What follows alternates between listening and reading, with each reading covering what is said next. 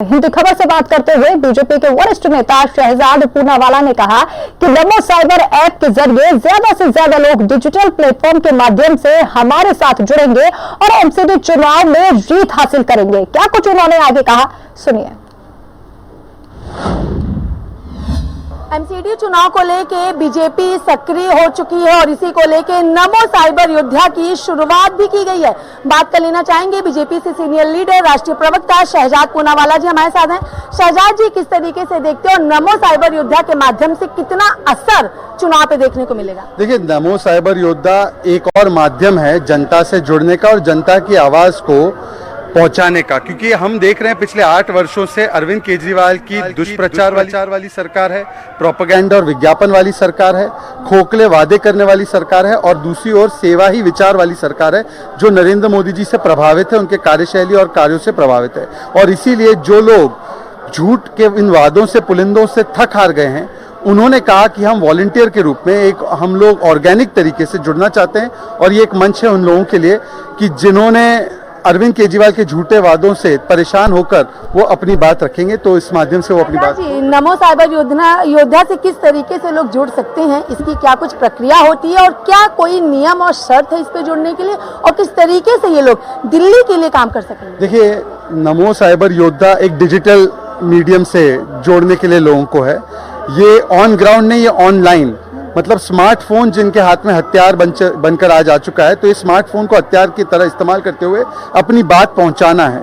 तो इसमें जुड़ने के लिए हमने एक 78-200 ये नंबर है, इस पे मिस्ड कॉल करेंगे या हमारे जो सोशल मीडिया अकाउंट्स है उस पर जाकर लिंक से फॉर्म भरेंगे तो आप सदस्य बन सकते हैं। बहुत बहुत शुक्रिया। हमने बात की बीजेपी के सीनियर लीडर और राष्ट्रीय प्रवक्ता शहजाद पूनावाला से। इनका साफ तौर पर कहना है नमो साइबर योद्धा के माध्यम से ज्यादा लोग जुड़ेंगे और जो राजनीति में नहीं है उसके बाद भी पीछे रह के कुछ काम करना चाहते हैं उनके लिए सबसे अच्छा ऑनलाइन प्लेटफॉर्म है। तो ऐसे में देखना होगा कि नमो साइबर योद्धा के साथ साथ किस तरीके से एमसीडी के चुनाव पर इसका असर देखने को मिलता है। वीडियो जर्नलिस्ट अजीत के साथ मैं कंचन अरोड़ा, दिल्ली, हिंदी खबर। और वहीं बीजेपी जम्मू कश्मीर के सह प्रभारी आशीष सूद ने कहा कि एमसीडी का चुनाव एक तरफा चुनाव है और दिल्ली की जनता सिर्फ और सिर्फ बीजेपी को ही चुनेगी। दिल्ली में निगम के चुनाव होने हैं और ऐसे में बीजेपी हो या आम आदमी पार्टी या कांग्रेस सभी अपनी सक्रियता को दिखा रहे हैं। बात कर लेना चाहेंगे बीजेपी के जम्मू कश्मीर से सह प्रभारी आशीष सूद जी हमारे साथ हैं जो कि इस चुनाव के कन्वीनर भी हैं। बात कर लेंगे इनसे। आशीष जी, किस तरीके से आप इस सबको देखते हैं, क्योंकि आप जम्मू कश्मीर के सह प्रभारी भी हैं, जम्मू कश्मीर के मौजूदा हालात को देखते हुए दिल्ली में जो निगम के चुनाव होने हैं, क्या कहेंगे? देखिए, दिल्ली का निगम का चुनाव तो अब दम घोटू वातावरण में हमें लड़ना ही पड़ेगा। केजरीवाल और भगवंत मान की सरकार बिल्कुल दिल्ली को साफ हवा पानी देने में असफल हुई है और उससे ध्यान हटाने के लिए तमाम तरह के प्रपंच वो सरकार करती है। अब जनता इसका इलाज बांध देगी। लेकिन दोनों ही राज्यों के मुख्यमंत्री ने प्रेस कॉन्फ्रेंस करके इस बात को स्पष्ट किया है कि अकेले हम जिम्मेदार नहीं है। उत्तर प्रदेश हो या राजस्थान हो, बिहार हो, हर जगह का वायु प्रदूषण इसी तरीके से खराब है। केंद्र सरकार को सहयोग करना चाहिए। आपने आज की प्रेस कॉन्फ्रेंस को ठीक से देखना चाहिए।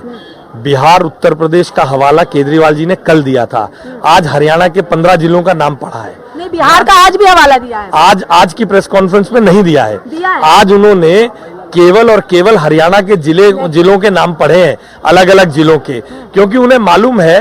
और केजरीवाल कौन है? दिल्ली का मुख्यमंत्री, उसकी जवाबदेही दिल्ली की जनता के प्रति है। वहां की जनता का जवाब वहां की जनता वहां के विधायकों से मांगेगी, वहां के मुख्यमंत्री से मांगेगी। केजरीवाल और उसके विधायक यहाँ 4 लाख रुपए प्रतिमाह तनख्वाह दिल्ली की जनता के टैक्स के पैसे से लेते हैं। उनको जवाब यहाँ की जनता को देना है। 200%। देखिए, हमने बात की बीजेपी के जम्मू कश्मीर के सह प्रभारी और चुनाव के कन्वीनर इंचार्ज आशीष सूद से। इनका साफ तौर पर कहना है इस बार एमसीडी में 200 के पार 200% सीटें लेकर के आएंगे। तो देखते हैं, आने वाला वक्त बताता है कि आखिर निगम में किसकी सरकार बनती है। वीडियो जर्नलिस्ट अजीत के साथ मैं कंचन अरोड़ा, दिल्ली, हिंदी खबर। और वहीं दिल्ली बीजेपी सांसद मनोज तिवारी से हिंदी खबर ने खास बातचीत की। उन्होंने कहा कि अरविंद केजरीवाल ने पूरे देश को गैस चैम्बर, दिल्ली को गैस चैम्बर में तब्दील कर दिया है, वो काम नहीं कर रही हैं। क्या कुछ कहा उन्होंने, सुनिए। दिल्ली की आबोहवा बेहद खराब श्रेणी में होती चली जा रही है और ऐसे में सियासत भी अपने चरम पर पहुंच रही है।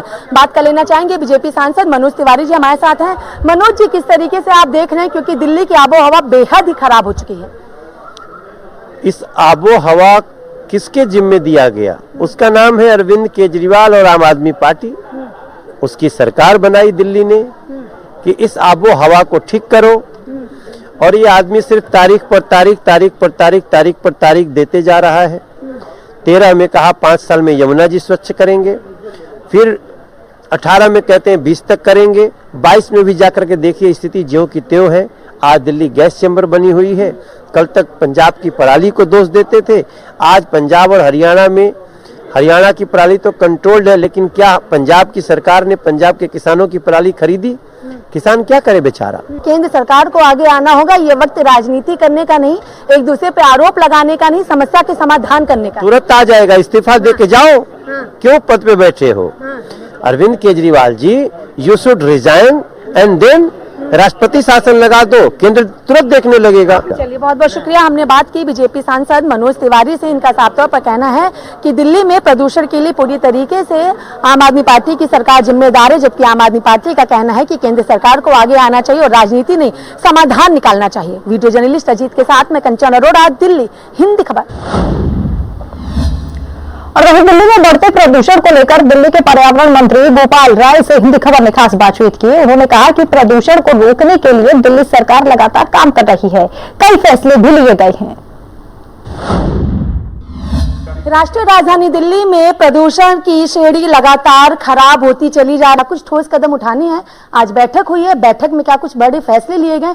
कितनी सख्ती दिल्ली में अब होनी है? देखिए, दिल्ली के अंदर जो मौसम बदलने के साथ प्रदूषण का स्तर बढ़ रहा है, उसको कैसे नियंत्रित किया जाए, उसके लिए सरकार तमाम निर्णय ले रही है।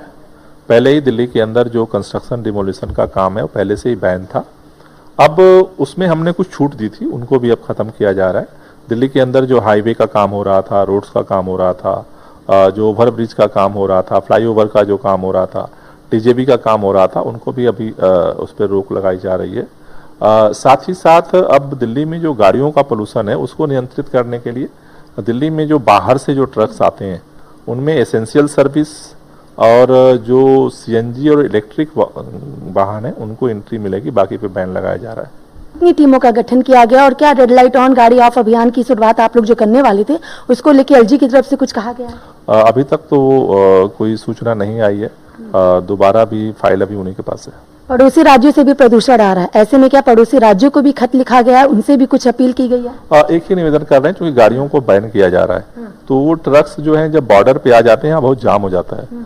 तो हरियाणा और यूपी की सरकार को हम चिट्ठी लिख रहे हैं कि जो ईस्टर्न और वेस्टर्न जो एक्सप्रेसवे है वहीं पर अगर गाड़ियों को डाइवर्ट कर दिया जाएगा तो जाम से जो है मुक्ति मिलेगी। एक अंतिम सवाल, दिल्ली की जनता से क्या अपील करना चाहते हैं जिससे दिल्ली का जो प्रदूषण है वो कम हो सके और दिल्ली की आबोहवा बेहतर हो सके? नहीं, लोगों से हम यही अपील करना चाह रहे हैं कि इस समय खास तौर से जो गाड़ियां हैं, जितना कम से कम गाड़ियां सड़क पे निकालें अगर हम, उससे व्हीकल पोल्यूशन को नियंत्रित करने में हमें सफलता मिलेगी। चलिए, बहुत बहुत शुक्रिया। हमने बात की दिल्ली सरकार के पर्यावरण मंत्री गोपाल राय से। तो जिस तरीके से प्रदूषण को लेकर सियासत हो रही, लेकिन आम आदमी पार्टी का कहना है सियासत नहीं, हमें काम करना है, सख्ती की गई है। तो देखते हैं सख्ती के साथ दिल्ली का प्रदूषण कितना कम होता है। वीडियो जर्नलिस्ट अजीत के साथ में कंचन अरोड़ा, दिल्ली, हिंद खबर।